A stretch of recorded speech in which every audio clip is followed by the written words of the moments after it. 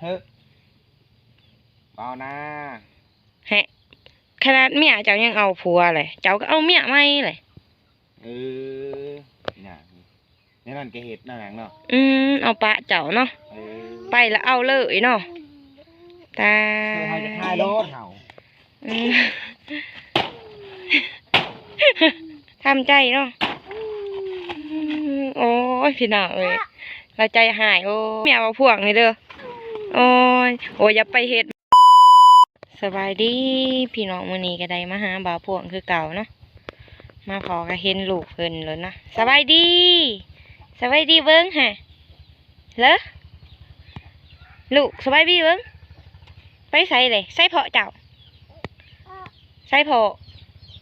อยู่ใส่ละเพาะบ่าวพวงอยู่ใส่เด้นี่ใส่เพาะเจ้าใส่ละเพาะโอ้พูนเด้อเพาะลาวเด้อโอ้เห็ดอีสานเด้คือว่านางเงางอยอยู่เนาะเห็ดยากเลยนี่จะไปใช่น่ะคือว่านางเงางอยอยู่กินหอดเมียบ่เขาถอยน่ะมาสัมผัสนี่แหละมาแต่เสาเป็นหยังเลยคือว่าเงาอยู่มาหน้าประทายหน้าน่ะอ๋อเป็นหยังเลยไม่ใส่เลยโอ้นางเงาอยู่เนาะเขาคิดถอยน่ะขี้หอดเมียดอยเขาโทรไปคืนนี้มันเบา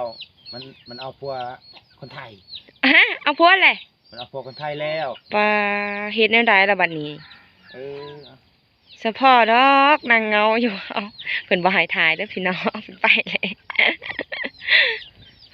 นางประทายหน้าโอ้เห็ดแนวใดละบัดนี้เอาไปใส่เลยเห็ดแนวใดละบัดนี้เกิดปะนะเขาอกหักนะอกหักแล้วเนาะเห็ดแนวใดเลยเขาจะฆ่าแล้วมันเอาพัวปะเห่าเนาะเมียก็เอาพัวปะอะไรเจ้าโทษไปบ่แล้วว่าเอาพัวหรอบ่ดอยเขาโทษไปคืนนี้มันว่าอย่ามาหาเขาเดิมมันวะไปเลยพี่น้องเอ้ยโอ้เอาพัวแล้วเนาะคู่ว่าไหวไปเถอะไปเขาเดียวก็เอาเลยจักหน้ามีได้พวกคนไทยมันบอกอย่าได้พวกคนไทยได้สิยูนน่าได้ละวันนี้ไปจักแล้วเขาจะฆ่าโลดไปใส่อะไรประทายหน้าน่ะอ๋อทายแล้วบอกมาสัมผัสนี่แหละเอาคิดหอดเช็ดน่าได้แล้วเขาก็เอาผัวปะเลยค่อยเมื่อยไรแล้วแบบนี้เนี่ยเอาเช็ดน่าได้ละวันนี้ปะนาประทายหน้าโอ้ยเนาะทายหันแล้วสิเป็นหยังเลยเสียใจกับเสียแล้วเสียน่าได้อะไรเมียก็เอาผัวเลยคิดหอดเห็นได้เลยจักแล้วสิปีน้ำบ่ให้จะฆ่าได้เห่าสิปีน้ำอยู่บ่ไปน้ำแล้วเมียเอาผัวแถบเอาหรือว่าละตัวเขาเป็นน้ำดอกมันเอาผัวแหละสงสัยละตัวเจ้าประจ้าจักแล้วเอาโทรหาเมื่อคืนนี่เอาเลย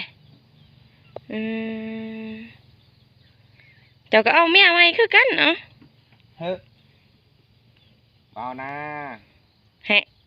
ขนาดเมียเจ้ายังเอาผัวเลยเจ้าก็เอาเมียใหม่เลยเนี่ยนี่นั่นแกเห็ดนั่นแหละเนาะเอาปะเจ้าเนาะ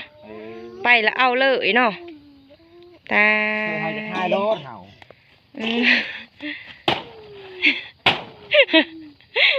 โอ้ยเขาจะฆ่าได้นางเขาดิยังหายบ่โดยหายเห็นได้แล้วเขาเอาแล้วทำใจเลยเนาะทำใจเนาะโอ้ยพี่น้องเอ้ยเราใจหายโอ้ยมาเถอะมาซะเด้อเมียเอาพวกนี่เด้อโอ้ยอย่าไปเฮ็ดมันหนามันอยู่ซื่อๆนะกกล้วยฮะเขาเกลียดหน้าน่ะโอ้แกก็อยู่นี่แหละเออ ทายนะ โอ้ยสิมาอยู่บ่เมียนี่เนาะเบิ่งเลยเด้อผัวเจ้านี่กินฮอดเจ้าแห้งเลยอยู่บ่เป็นแล้วเด้นี่หันไปเลยเมียจะผัวจะอยู่บ่เป็นแล้วนี่โอ้ยเลาะเลยกินฮอดเจ้าแห้งเลยโผไปเลยพี่น้อง นั่งเงาอยู่เนาะเห็นในใดดิบัดนี้ดิ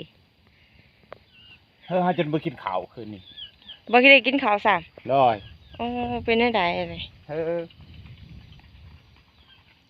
เอาคือละเลยเนาะ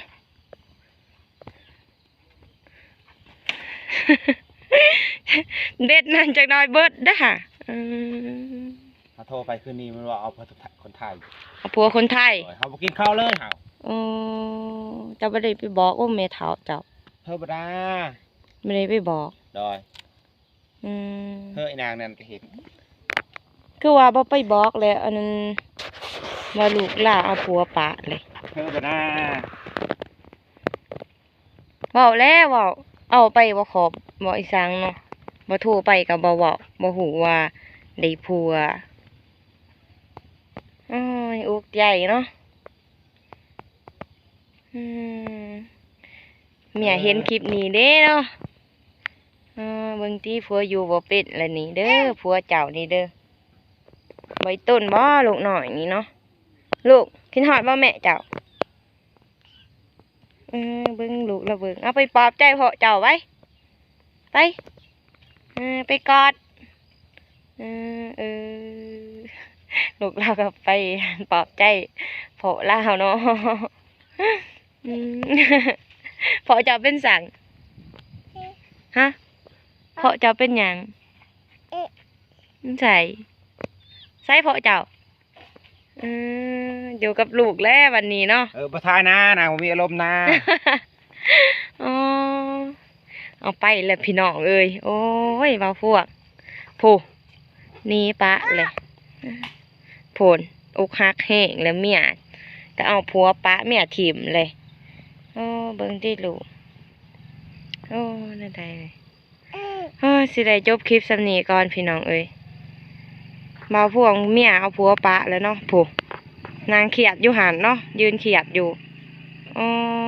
ยสิได้จบคลิปสำนีเด้อพี่น้อง